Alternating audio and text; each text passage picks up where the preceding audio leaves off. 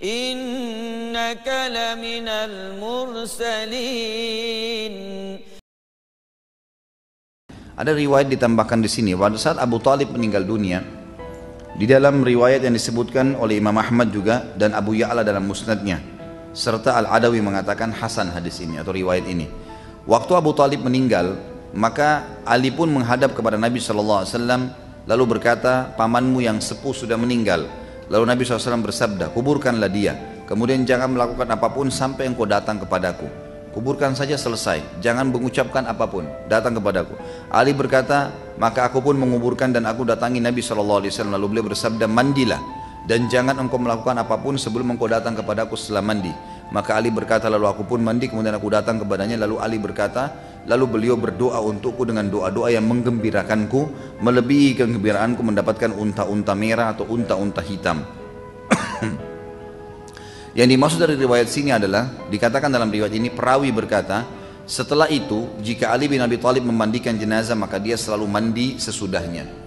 Dari hadis ini diambil pelajaran oleh para ulama fikih, dikatakan dianjurkan dan disunnahkan kalau seseorang memandikan jenazah dia mandi juga. Dia mandi setelah memandikan jenazah. Allahu a'lam hikmahnya apa, tapi begitu. Dan Ali tidak pernah meninggalkan perilaku ini karena Nabi SAW yang menyuruh dia mandi setelah memandikan jenazah ayahnya. Tapi yang jadi saksi bahasan adalah ada doa Nabi SAW untuk Ali di sini, dan tidak disebutkan lafaz-lafaznya seperti apa, tapi penulis-menulisnya atau menukil riwayat ini.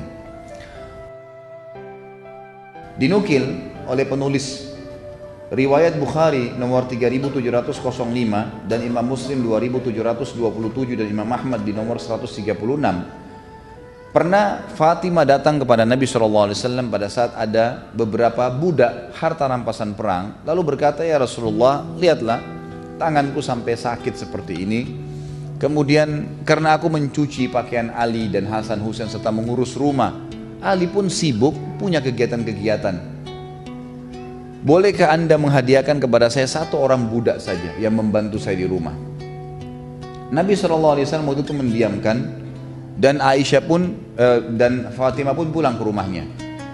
Kata Ali, pada saat kami akan tidur berbaring dia dengan Fatimah, tiba-tiba Nabi SAW mengetuk pintu rumah kami, kemudian duduk di antara kami, duduk di antara Ali dengan Fatimah, dan kami masih bisa merasakan dingin telapak kaki beliau karena waktu itu musim dingin dan malam hari Nabi SAW datang. Kemudian berkata, ya, pada saat itu, ala u'allimukuma khairan mimma sa'altumani idza akhadtuma madaji'ahuma tukabbirani arba'an wa thalathin wa tusabbihani thalathan wa thalathin wa tahmadani thalathan wa thalathin wa huwa khairun lakuma min khadim. Maukah kalian berdua aku ajarkan sesuatu yang lebih baik daripada apa yang kalian minta? Kalian berdua minta pembantu tadi, ada yang lebih baik daripada pembantu.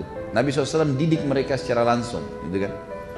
Jika kalian berdua hendak tidur, maka bertasbihlah, bacalah ya, Allahu Akbar sebanyak 34 kali, bertakbirlah 34 kali, kemudian bertasbihlah Subhanallah 33 kali, kemudian bertahmidlah Alhamdulillah 33 kali. Itu lebih baik daripada kalian mendapatkan seorang pembantu. Kata ulama hadis di sini ada banyak hal yang diambil pelajaran. Yang pertama adalah Nabi SAW memang menyampaikan wahyu ini, wahyu Allah Subhanahu Wa Taala tentang mestinya seorang Muslim pada saat mau tidur baca zikir tadi, dan pada saat capek bekerja juga dia hibur dirinya dengan membaca Allah Akbar 34 kali, Subhanallah 33, Alhamdulillah 33. Dan yang paling pertama disampaikan kepada Ali dan Fatimah radhiyallahu anhuma. Kemudian juga yang lain adalah bagaimana Nabi SAW peduli dalam pendidikan anaknya, anak mantunya, sampai didatangin sendiri, gitu kan, didatangin sendiri. Dan ini penulis buku mengkhususkan mengatakan sebenarnya ini didikan Nabi SAW termasuk kepada Ali radhiyallahu anhu. Ini dinukil riwayatnya oleh Imam Bukhari nomor 3703. Dari Ibnu Abi Hazm bahwa seorang laki-laki datang kepada Sahal bin Sa'ad, maka dia berkata, ini adalah fulan, gubernur Madinah maksudnya. Dia berdoa untuk Ali bin Abi Thalib di atas mimbar. Sahal berkata, dia berkata apa? Dia menjawab, orang itu, Abu Turab, Maksudnya ada satu khatib naik di atas mimbar lalu berkata, semoga Allah meridhai Abu Turab, menyebutkan dengan istilah begitu. Maka Sahal tertawa. Sahal ini seorang sahabat ya. Dia berkata kepada orang yang bawa berita itu, nama itu dari Nabi SAW. Dia tidak mempunyai sebuah panggilan yang paling dia sukai, si Ali, melainkan panggilan tersebut. Lalu diceritakanlah sebabnya. Satu hari pernah terjadi masalah antara Fatimah dengan Ali. Rumah tangga, ada cekcok. Kemudian Ali ini punya ciri khas. Dia tidak pernah mau memarahi istrinya. Dia luruskan, dia nasihatin. Tapi kalau dia jengkel sekali, dia menghindar supaya dia tidak main tangan, dia tidak pukul. Maka dia meninggalkan rumah.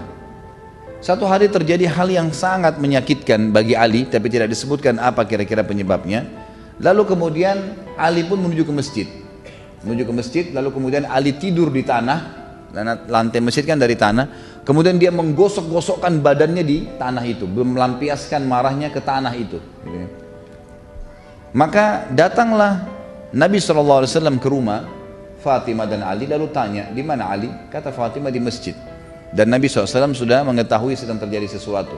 Maka Nabi SAW pun datang ke masjid lalu mendapatkan Ali sambil berkata, Ijlis ya Aba Turab, duduklah wahai Abu Turab. Ya, maksudnya Turab itu tanah. Karena kamu gosok-gosok badanmu di tanah, maka dipanggil dengan Abu Turab. Ini julukan ya, ini julukan saja.